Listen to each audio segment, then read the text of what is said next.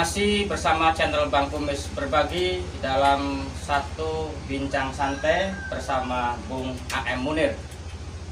Dan hari ini nampaknya akan membicarakan atau mempertanyakan satu peristiwa yang memang sering kita lihat dan sering terjadi di sekitar kita.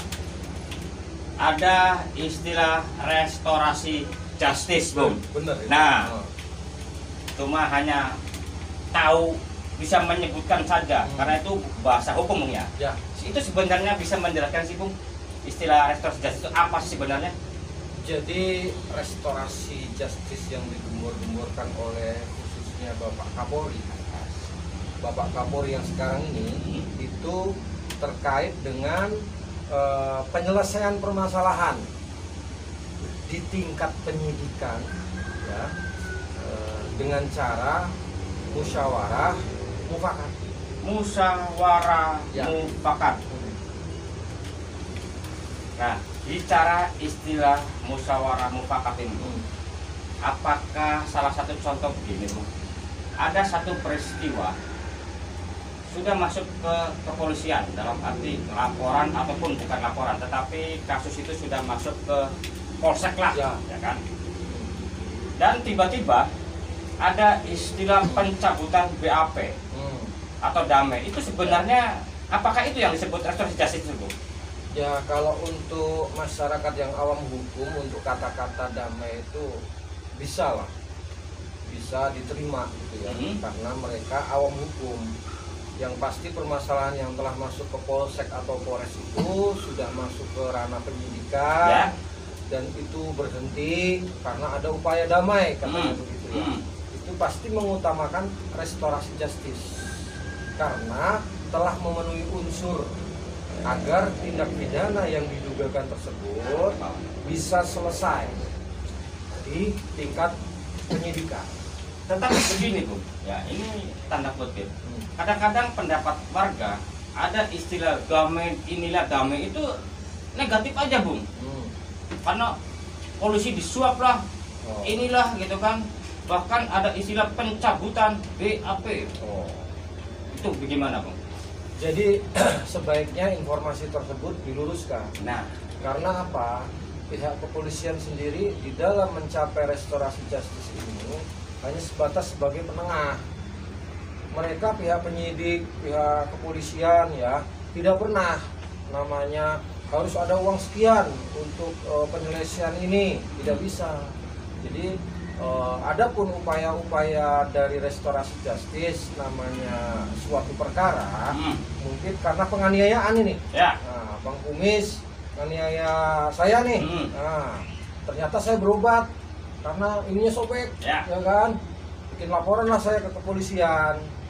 Setelah itu ternyata ada upaya nih antara kita, terjadi perdamaian bahwa Bang Kumis siap memberikan ganti pengobatan terhadap kita, tidak akan saling dendam, dan siap membawa permasalahan ini ke ranah damai dan tanpa ke ranah hukum pengadilan.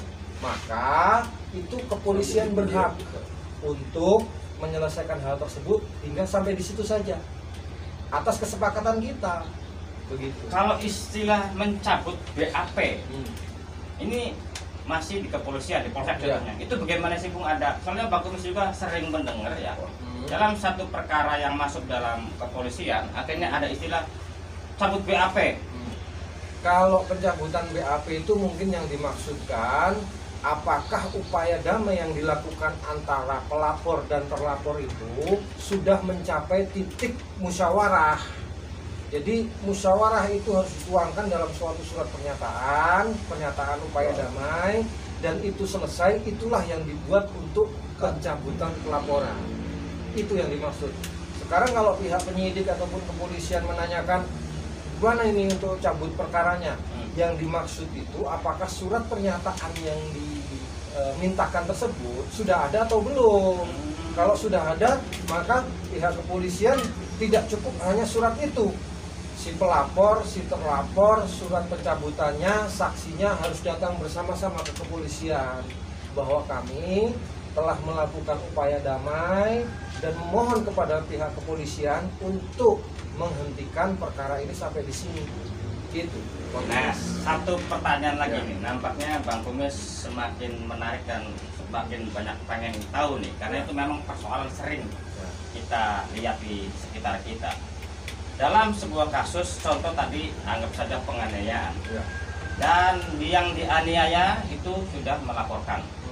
Nah, langkah kepolisian langsung menangkap dan menahan yang tadi dilaporkan itu gimana sih prosesnya? Untuk penangkapan yang dilakukan oleh Potong dulu, Bu. Untuk episode berikutnya. Oh gitu.